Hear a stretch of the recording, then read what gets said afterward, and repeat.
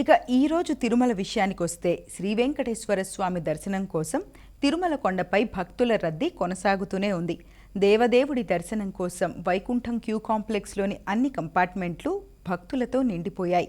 భక్తుల క్యూ లైన్లు Vaikuntham queue complex బయట శిలాతోరణం వరకు విస్తరించున్నాయి. టోకెన్లు లేని భక్తులకు శ్రీవారి సర్వదర్శనానికి 15 గంటల సమయం పడుతుందని, భక్తుల ప్రత్యేక ప్రవేశ దర్శనానికి 4 గంటలు, సర్వదర్శనం టోకెన్ పొందిన భక్తులకు 5 గంటల సమయము పడుతుందని తిరుమల తిరుపతి దేవస్థానం అధికారులు ప్రకటించారు.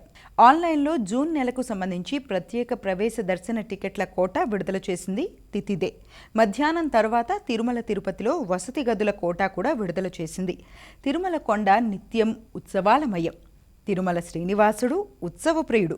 అందుకే 7 కొండలపై ప్రతిరోజు పండగ వాతావరణమే ఉంటుంది. ఈ నెల 27వ తేదీ శ్రీవారి ఆలయంలో శ్రీరామనవమి ఆస్థానం ఏర్పాటవుతోంది.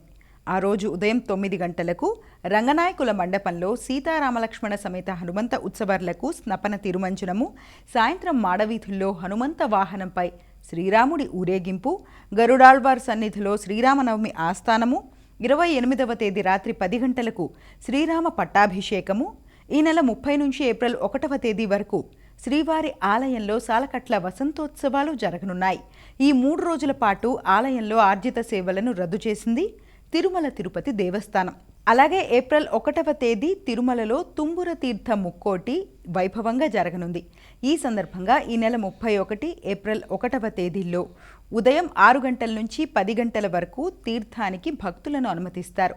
వయోవృద్ధులు, 12 సంవత్సరాలలోపు చిన్నారులకు తుంబుర తీర్థ ముక్కోటికి అనుమతి లేదు. తుంబుర తీర్థానికి వెళ్లడం కొంత కష్టసాధ్యమైనందున తితిదే అధికారులు ముందు జాగ్రత్తలు తీసుకున్నారు. ఈ మేరకు ఉత్సవాలను విజయవంతం చేసేందుకు తిరుమల తిరుపతి దేవస్థానం అన్ని ఏర్పాట్లు చేస్తోంది.